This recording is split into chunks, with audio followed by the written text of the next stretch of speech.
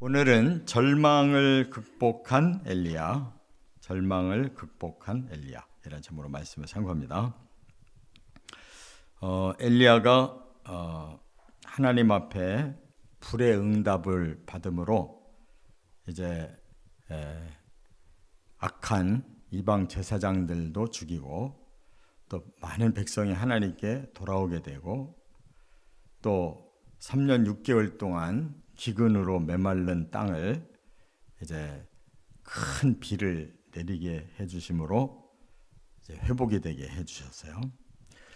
그러면 이제 엘리야로서는 최고의 승리를 거둔 것인데 뜻밖의 이세벨 왕후가 내가 하루 동안 엘리야를 죽이지 못한다면 내 신에게 저주를 받으리라, 이렇게 아주 무서운 그런 도끼 어린 말을 하는 것을 이제 엘리야가 듣고 갑자기 그냥 마음이 아주 쪼그라들어 버렸어요. 그래서 이제 가다가 지치니까 그가 죽기를 원했을 때 이제 여호와의 사자가 나타나셔서 그를 호렙산으로 끌고 갔다 그랬습니다. 이제 오늘 바로 그 호렙산 신의 산에서 하나님을 만남으로 그의 절망이 극복이 되고 제2의 사역이 시작되는 거예요. 그러니까 이렇게 능력이 많고 훌륭했던 엘리야도 이렇게 절망하고 이렇게 죽기를 원할 정도로 사람은 연약한 존재고 또 죄성이 있기 때문에 하나님처럼 완벽하게 살지를 못해서 이렇게 우리 스스로 이렇게 자멸의 길을 가기도 합니다. 그런데 하나님이 그를 어떻게 하셨길래 이렇게 새롭게 절망을 극복하고 또 놀라운 일들을 했느냐, 이게 이제 중요하죠. 세 가지 원리가 있어요. 첫째는 11절부터 13절에 보면 하나님을 더 깊이 체험했다. 이게 중요한 거예요. 우리가 이미 나는 하나님 잘 알고 잘 믿는다, 이런 자만심을 가질 수도 있지만 아직도 멀었어요. 이렇게 놀라운 체험을 했던 엘리야도 그렇게 좌절을 했는데 우리 자신이 받은 것을 가지고 스스로 자족해하면 안 돼요. 그건 부족한 것이다. 그래서 하나님이 엘리야를 더 훈련시키려고 일부러 이렇게 놔뒀다가 이제 호렙산으로 이끌어서 새로운 체험을 주십니다. 그게 뭐예요? 여기 보니까 크고 강한 바람이 산을 가르고 바위를 부수는 기적을 다시 한번 엘리야 앞에 보여주셔요. 근데 거기에 여호와는 안 보이시는 거예요. 그러니까 여호와가 여기 계시다라고 하는 그러한 상황은 그가 체험하지만 하나님을 직접 만날 수가 없었어요. 그 다음에 이제 무서운 지진이 일어납니다. 그 지진이 그냥 잘못하면 엘리야가 죽을 상황이잖아요. 얼마나 두렵고 떨리겠어요. 근데 거기에도 하나님 안 보였어요. 그 다음에 또 막 강한 불이 지나가는 거예요. 사람은 불 앞에서 약한 존재잖아요. 뭐든지 다 태워버리고. 그런데도 거기에 하나님이 안 계셨다는 거예요. 그러다가 정반대의 현상, 이제 세미한 소리가 들리는 거예요. 그래서 가만히 귀를 기울이고 들어보니까 하나님이 말씀으로 임재를 하신 거예요. 엘리야야, 어찌하여 여기에 있느냐? 이렇게 엘리야의 그 심령 속에 있는 핵심을 찔른 거예요. 하나님이. 네가 지금 여기에서 있어야 될 사람이 아니다. 너는 내가 준 사역지에서 하나님 일을 해야 될 사람이 왜 여기까지 지금 와 있느냐 하고 그를 이제 따뜻하게 불러주신 거예요. 이런 비슷한 말이 아담에게도 나오잖아요. 아담과 하와가 범죄했는데 하나님의 발자국이 들리는 거예요. 그래서 자기들이 죄를 졌으니까 두려워서 숨었더니 왜 너희들 여기에 있냐라고 물어보시잖아요. 그러니까 하나님이 이렇게 두려운 하나님이에요. 무서운 이런 기적을 주실 수 있는 하나님인데 실제로 엘리야를 만날 때는 아주 세밀한 소리 속에서 하나님이 조용히 엘리야를 만나 주신 거예요.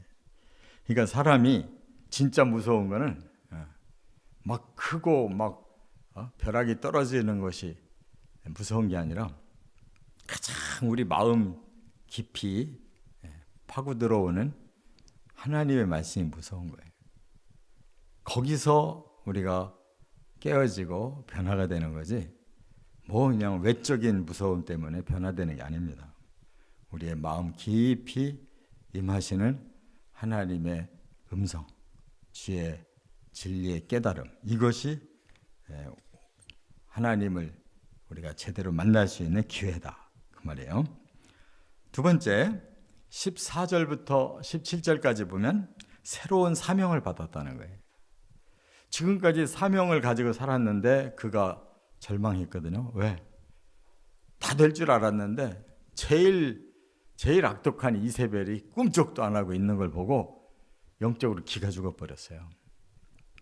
자기가 기대한 만큼 안 되고 오히려 더 강한 자가 앞에 있다는 것을 느끼고 이렇게 사역자가 완전히 절망해 버렸는데 이제 하나님이 다시 사역을 시키려고 이제 너는 앞으로 이러한 일을 해야 된다라는 세 가지 큰 사명을 주셨어요. 그게 뭐냐? 하나는 다메섹에 가서 하사엘이라는 사람에게 기름을 부어서 왕을 세워라 그랬어요. 이 다메섹은 신약에도 나오잖아요. 사도 바울이 다메섹으로 가서 예수 믿는 신자들 잡아들이려고 하다가 거기서 하나님이 예수님이 나타나서 변화됐잖아요. 그런데 지금 바로 그곳에 하사엘이라는 사람이 있으니 그에게 기름 부어라. 기름 붓는다는 말은 뭐냐면 왕으로 세우라는 뜻이거든요. 근데 이방 나라 사람인데 왜 그렇게 하라고 하실까? 그것이 이방 나라 사람으로 끝나는 게 아니고 이스라엘과 연결이 되어 있는 거예요. 왜냐하면 바로 그 시대에는 서로가 강해지려고 막 전쟁을 일으키는 시대이기 때문에 차후에 하나님이 이제 그를 쓰려고 한다 이거예요. 하사엘을. 그래서 엘리야가 자기는 지금 국내만 쳐다보고 있잖아요. 자기 민족만 쳐다보고 있는데 너는 좀 더 크게 눈을 뜨고 이 세계사를 봐야 된다는 거예요. 어떻게 하나님 움직여 가시는지를 깨닫고 주도적으로 차기 왕 될 사람을 찾아내서 하나님 기름 부을 테니까 네가 그 일을 하라는 거예요. 그러니까 우리의 사역이 항상 좁아요. 내 중심이고 우리 여기까지만 하려고 하는데 반대로 하나님은 온 세계를 움직여서 하나님을 경외하게 하고 또 악을 심판하게 하고 이런 하나님이시다 그 말이에요. 실제로는 세계를 움직이는 것이 하나님이셔요. 그 다음에 또 하나는 그 예후라는 사람을 찾아가지고 기름을 부어라 그랬어요. 이 사람은 누구냐? 차기 북이스라엘의 왕이 될 사람이에요. 지금 아합은 끝났다 이거예요. 너는 이세벨에게 벌벌 떨었지만 나 하나님은 아합, 이세벨 다 그들은 심판할 자다. 그래서 이 아합이라는 왕을 죽일 거고 앞으로 예후라는 새로운 사람을 세울 거다. 그게 엘리야가 지금 이세벨이 무서워 도망왔는데 그 상황으로 끝나지 않는다. 역전된다 이거예요. 그래서 예후를 찾아서 기름 부어요. 그리고 정말 예후가 왕이 돼요. 그 다음에 또 더 중요한 게 있어요. 지금 엘리야를 사역자로 불러서 쓰고 계시는데 이 엘리야로 끝나는 게 아니다. 너의 후계자가 와야 된다 이거예요. 그래서 엘리사라는 사람을 찾아가서 또 기름 부어가지고 너의 후계자로 삼아라 하는 거예요. 그러니까 하나님의 눈은 얼마나 크고 넓게 보냔 말이에요. 우리는 우리의 판단만 가지고 실망했다, 흥분했다 그러는데 하나님은 그런 게 아니라니. 전 인류를 향해서 항상 뭔가를 계획을 하시고 그 일을 진행하시는데 엘리야 네가 그렇게 쓰임 받아야 된다. 아람 나라의 일도 북이스라엘의 일도 너의 선지자의 사역의 일도 다 하나님이 주권 가지고 계시는데 네가 하라는 대로 하면 너의 사명을 다 할 수 있다. 지금까지 사명은 사실 별게 아니에요. 근데 앞으로는 국제적으로 더 할 일이 있다. 이렇게 하나님은 쓰시는 겁니다. 우리의 좁은 소견만 가지고 나는 이렇게 살 거야. 그 안에서 자꾸 해보자 하면은 하나님 뜻을 우리가 몰라요. 우리가 망을 딱 쳐놓으면 끝나는 거예요. 그러면 더 이상 하나님께 쓰임받을 수가 없어요. 열어놓으시길 바랍니다. 끝으로 세 번째 18절에 보면 협력자가 있다는 것을 깨달으라는 거예요. 그러니까 지금 왜 계속 엘리야가 이렇게 쫄아서 도망가고 코너에 몰렸느냐.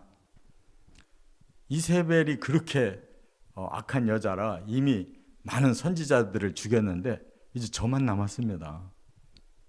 그러니까 뭐 아무 힘도 없고 이렇게 협력자도 없는데 제가 어떻게 일을 하라는 말입니까? 라는 뜻이거든요.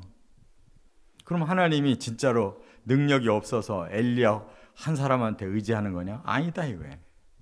그러면서 18절에 뭐라고 그랬어요? 내가 이스라엘 가운데 7,000명을 남기리니 다 바알에게 무릎을 꿇지 아니하고 다 바알에게 입맞추지 아니한 자니라. 너 혼자 일하는 거 아니야. 내가 너에게 네 분량의 일을 시켰을 뿐이고 너 아니라도 7,000명 내가 예비해 놓은 하나님을 진정으로 경외하고 바알에게 대항할 사람 있다 이거예요. 그러니까 우리는 꼭 그냥 내가 하나님께 쓰임받고 나만 뭐 어떻게 하고 자기만 자꾸 자화자찬해. 여기 보면 자기는 하나님 앞에 그냥 열심히 아주 특심했습니다. 이런 죄가 이렇게 거꾸러질 정도면 얼마나 힘들겠습니까? 자기를 자꾸 이해해 달라고 그러는데 너도 일하지만 7,000명이나 지금 예비돼 있어. 잘난 척 하지 말고 그냥 겸손하게 네 몫을 다 해. 하나님은 또 다른 사람 통해 다른 몫을 하시는 스케일이 크시단 말이에요. 이걸 알면 우리가 이제 자아를 내려놓게 되는 거예요. 겸손해지는 거예요. 자기 아니면 뭐가 안 되는 줄 안단 말이에요. 사람들이. 다른 사람 다 준비해놓고 다 역사를 끌고 가셔요. 우리는 아무것도 아닌 거예요. 이렇게 하나님이 7,000명을 다 예비해 놨으니 너는 네 일만 잘하면 돼.